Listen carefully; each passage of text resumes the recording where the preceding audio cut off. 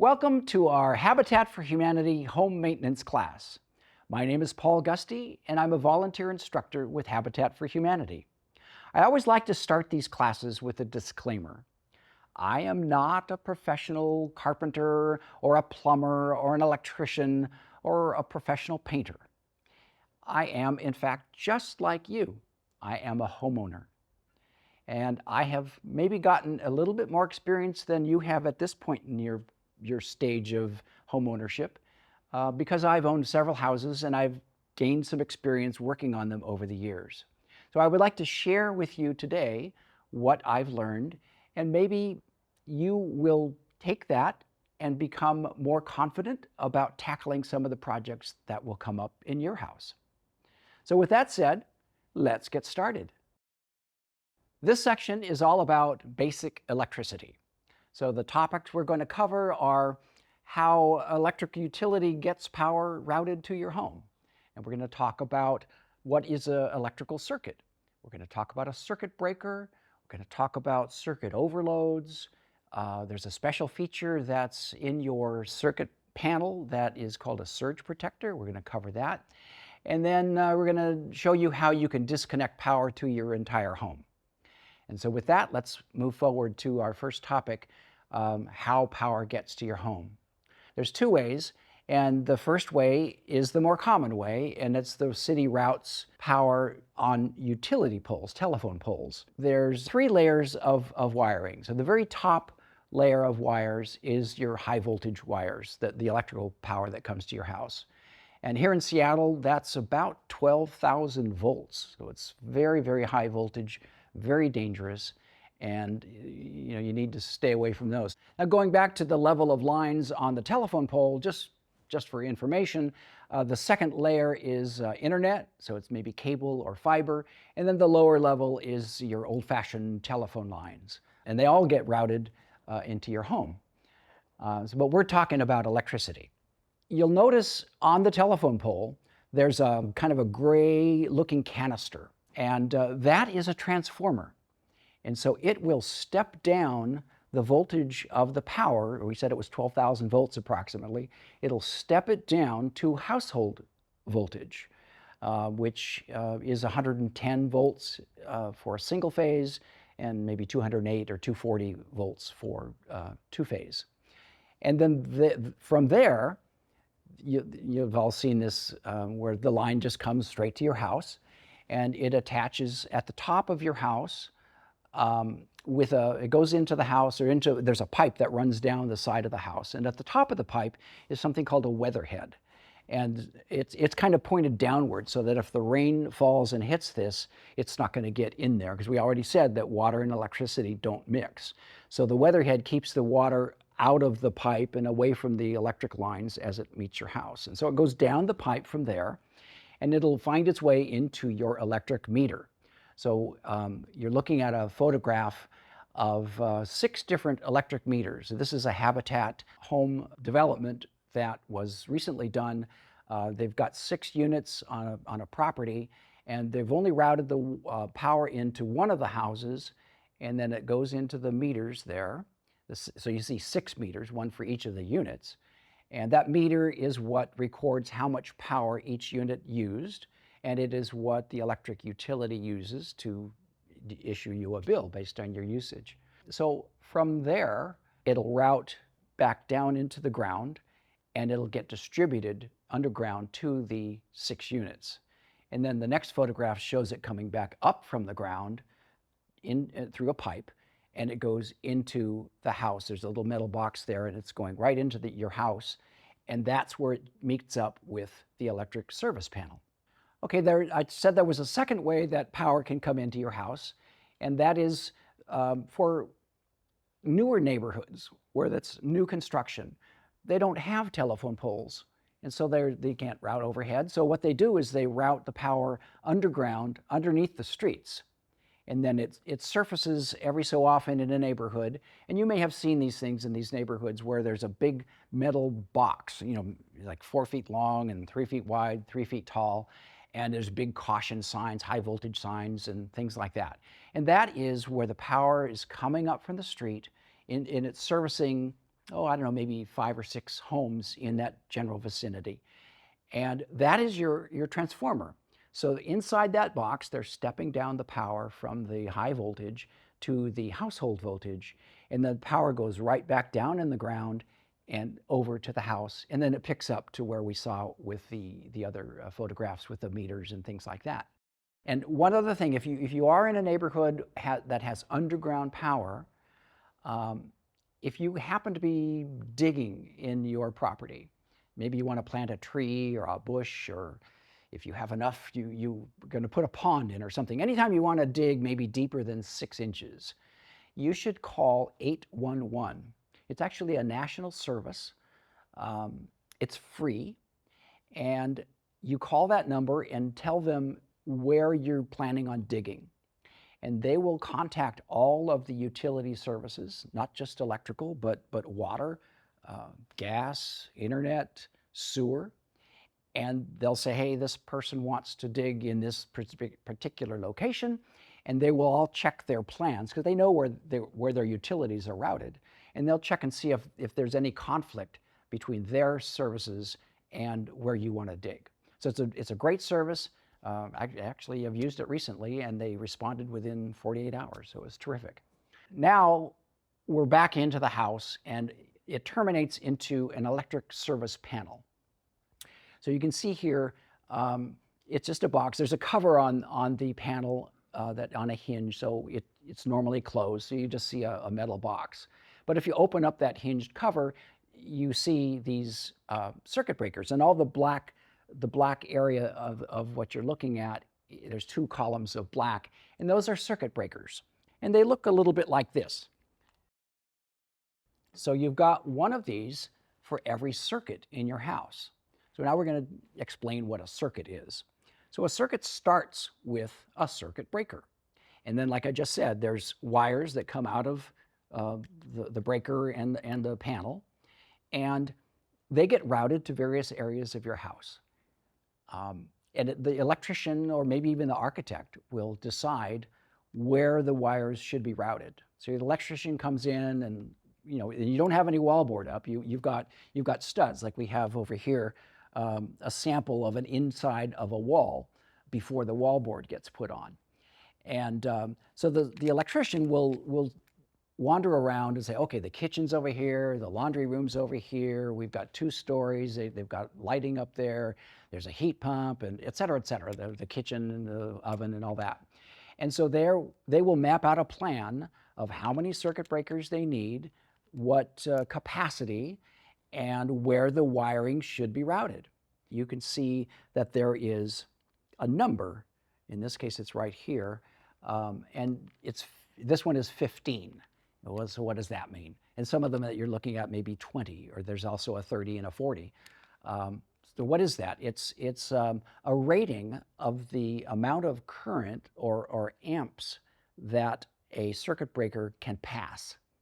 And so this one here is a 15 amp circuit breaker, and that gets paired up with a 14 gauge 2-wire with a ground wire. The electrician, and this is by code, by the way, it's not the electrician just waking up one morning and deciding, oh, I'm going to attach the 15 gauge wire to the 20 amp circuit. It's governed by code for safety reasons. This is keeping you and I safe. So this circuit breaker will allow 15 amps of current to pass through. This wire will support 15 amps. And it goes through, the electrician will come in and they'll drill holes through the studs, and they'll route it. There's an electrical outlet over there, and then it continues from here, and it goes back through another stud, and maybe 6 feet down, maybe there's another electrical outlet. And this particular example goes up here, and this is a wall switch. You flip on and off for your wall switch. So that's an example of electrical wiring. So you can see what the inside is. So let's go back to what a circuit is. So we've almost fully explained it, but just to continue the thought, it starts out here, and it just gets routed to all of the locations that the electrician has in mind to go. And the electrician decides how many outlets or fixtures that they're going to attach to a given circuit. And their intention there is to make sure that that circuit is appropriately routed so that when all the outlets are used, you're not going to trip this breaker. And I just used the term trip. So what happens is if you have too many devices attached to a circuit, and we'll talk about that in a minute, we'll show you an example, this circuit breaker will automatically trip, and this button here will go like that. And if you're anywhere near this circuit breaker, you'll kind of hear a thud a little bit. It's louder than that. And so then if that happens, it shuts down the power. So there's no power going through the circuit anymore. So if that happens, you have to go to your service panel, and you may decide to flip it back on, and that restores power. But if there's a problem in the wire, like you've got too many devices drawing too much power that this can't support, it'll flip off again. And if you're fighting back and forth, flipping your circuit breaker on and off, just stop, because you've got a problem. And the circuit breaker is trying to protect you, and you turning it back on, you're defeating the purpose of the protection. Investigate why you might have this circuit breaker tripping. Here's what happens sometimes, especially with electrical outlets. Let's say you have a lot of things that you want to hook up. So let's just say you've got an electrical outlet here, and this is wired on one of the circuits. So you start out, you're going, okay, I'm gonna put this in here, I'm gonna plug that in, and you're going, oh well, there's only one more left. I'm gonna plug in one of these duplex outlets here. I'm gonna plug that in. Now I've got 3 more. Let's go try that. And and here's another 3. This is a different kind. I'll plug that one in here. Oh gosh, I need one more thing. I'm gonna use it here. And so sooner or later, you've got this massive thing sticking out of your wall, often called an octopus. And all those things are supporting some electrical appliance or device or whatever, TV, whatever it is. And if it's too much, that's where you can get an overload, and that's what would cause the circuit to trip. So if, again, that happens, and if it keeps happening, you might want to look around and say, oh, do I have an octopus? And maybe I need to withdraw some of the devices and just pull them out and find another circuit that you can plug them into, okay? If you find a different circuit, you're good to go. But maybe the next outlet right down 6 feet down is probably on the same circuit, so that won't help you because you're really trying to reduce the load on this circuit, not necessarily just the outlet. Okay, you'll work it out, you'll figure it out.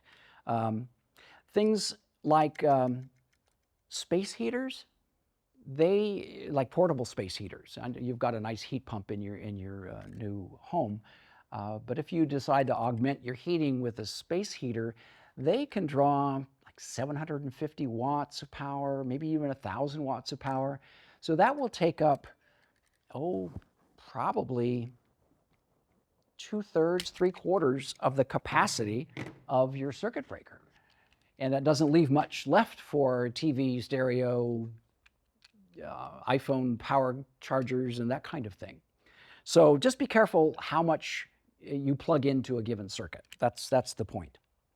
And then other circuit breakers, as I said before, they're a little higher rated, like 20 amp, which is the 12 gauge wire, the yellow wire here.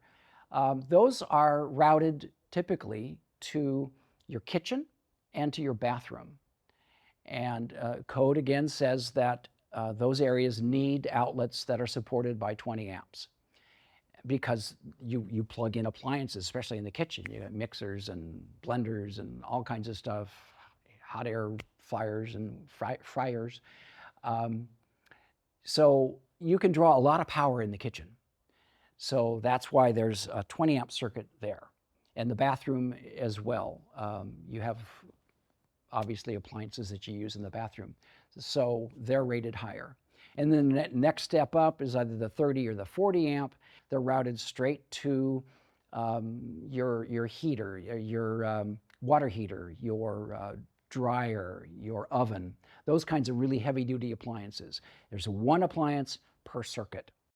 We're showing you a close-up of the circuit breaker panel, and you'll see that the electrician has gone in and marked on the label next to each circuit breaker what it's routed to. So it'll say, oven or garbage disposal or whatever it is.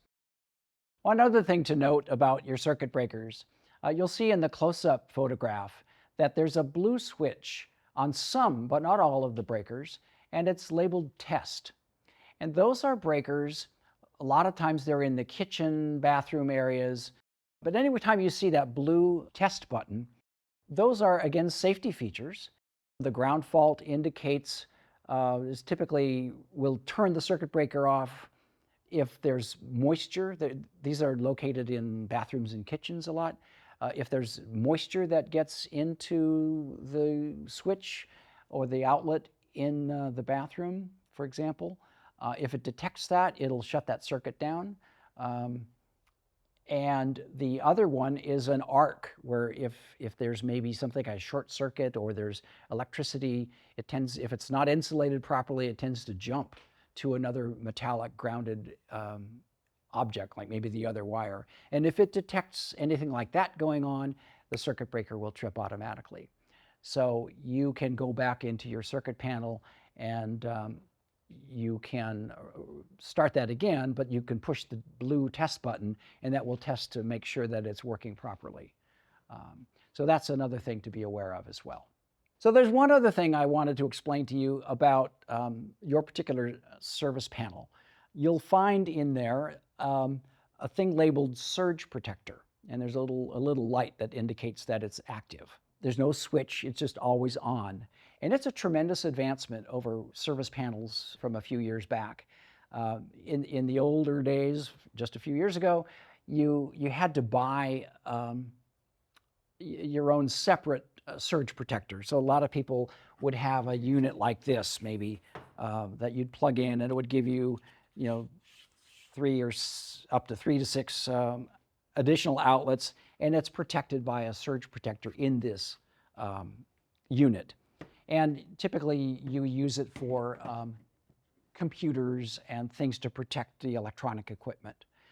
But this new advancement has a surge protector embedded in the service panel. So every circuit in the whole house is protected by a surge protector. And a surge protector is something that will detect a sudden spike in electrical power beyond what it's rated to handle. And like a lightning strike would cause a surge. And that would flow from the street right down your wires, and it will get stopped by this surge protector, which acts within microseconds. So that protects all of your equipment that's attached. So that's a very nice feature. And then the last thing I wanted to cover is we've talked about an individual circuit breaker, being able to turn it off to control the power to one particular circuit. But if you wanted to turn off the power to your entire house, maybe there's some emergency or something, you can go outside to your electric meter, and there's a switch right next to your electric meter that is an on-off switch that will govern your entire house. Some service panels might also have a main breaker inside the service panel. So that's an option depending on what is chosen for your particular house. So you might have 2 breaker turnoffs outside and 1 inside. And with all of that, I think we're ready to give you a demo on how you might change out a light fixture in your house with a new one that you prefer. One of the students in our classes had just moved in, and they decided that they wanted to change out the lighting fixture in their dining room. They wanted something a little bit more to their taste. So they suggested that we include a demo of how to rewire a lighting fixture.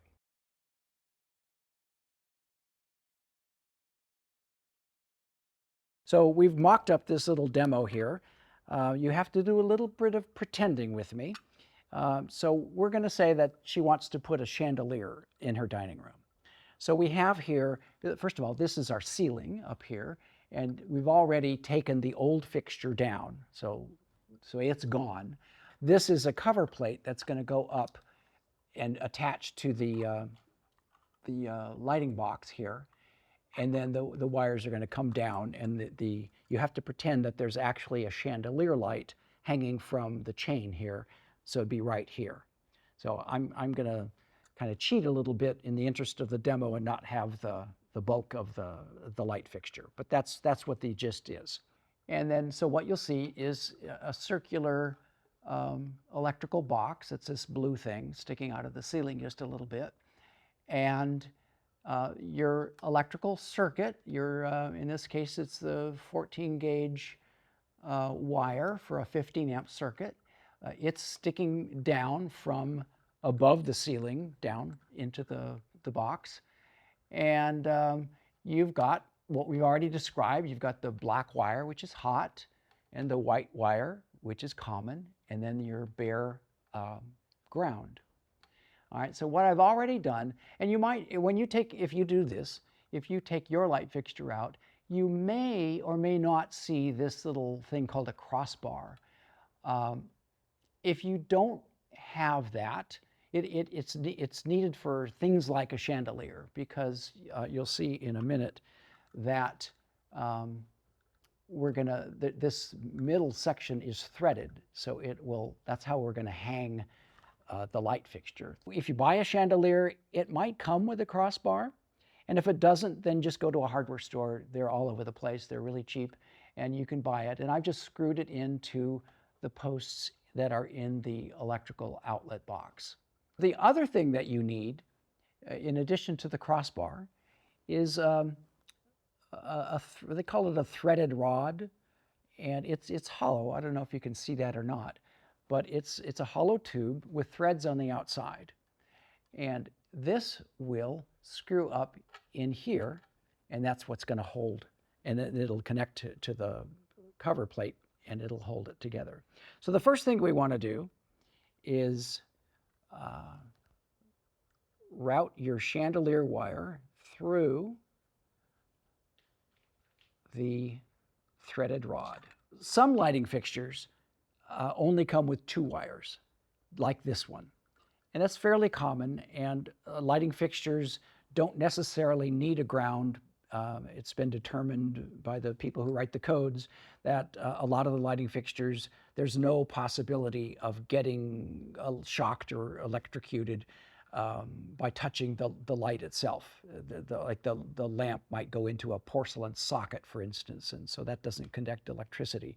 So they decided in that case a ground wire isn't needed.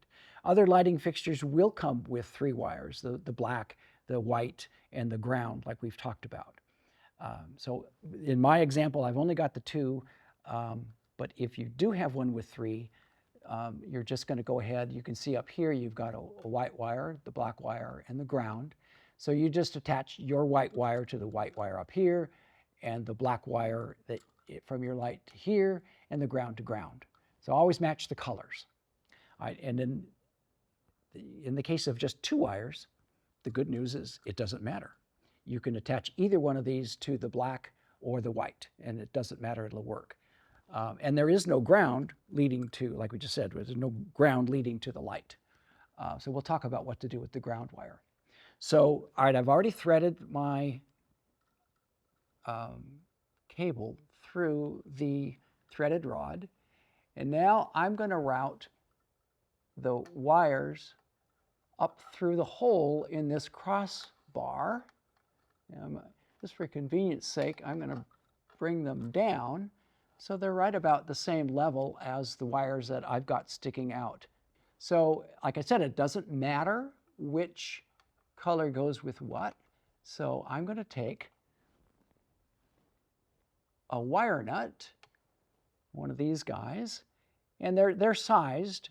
You could probably reuse the wire nuts that you took out of your old lighting fixture and just reuse them. If not, if you might need a smaller one or a larger one, and they come with different sizes that will have the capacity to hold different sized wires. So this one is well suited for the 2 wires that I have. And I am going to put the wire nut over the two wires. And you start out with the wires at the same point. You want to have them together in sync as I push them into the wire nut. And you want to hold on to the wires up here very carefully so that the wire doesn't slip out, because you need these wires to make really good contact with each other when you're done. And that's what the wire nut does for you. I'm twisting, and it'll grab onto those wires, and it gets harder and harder to twist. You don't want to over twist, but you want to make a good solid connection to make sure those wires are together. And so I think that's good. Okay, now we're going to do the same thing with the black wire. So I have another wire nut, and hold them together. There we go. You can feel it when it's grabbing. All right, that's good and tight. And then you've got the ground. Now, if your light had the 3 wires like we talked about, you do the exact same thing, connecting the ground wire from the light to the ground wire out of the ceiling. In our case, we don't have a ground on the light, so there's 2 things you could do. Some electricians push the ground wire back up into the outlet box. And that's perfectly fine because you don't need a ground wire. It does no harm just sitting in there in the outing box. But I don't know, I sometimes like to go the extra mile. And you'll notice that on this crossbar, there's a little screw hole right here. And there's a green screw, which is green always indicates a ground. So I've attached a little wire to that grounding connector, and I'm going to take another wire nut and I'm going to wire this. And then we're going to shove that back up in there so they're out of the way. And then it's a simple matter of connecting your threaded rod. And I told you before, there's a hole here that's threaded. And I'm just screwing this up here.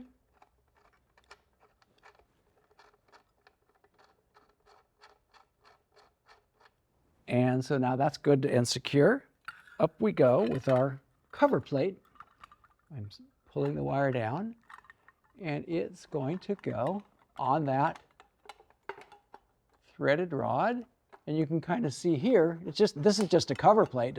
What's really holding it is this nut here, and I'm threading it onto the threaded rod. And your chandelier, if that's what you're doing, it might be designed differently. There's all kinds of different designs, but this is a fairly typical design. Once I get it secure to the ceiling so it's not going to fall down, I can take up the extra slack with this little knurled knob. And now you get it tight against the ceiling. And so then your light is hanging here, and you would go ahead and do the same thing, attaching your lighting wires to your light. And that's how you change out a light. And that concludes our home maintenance course today. Thank you for spending your valuable time with me, and I hope you took away some useful lessons.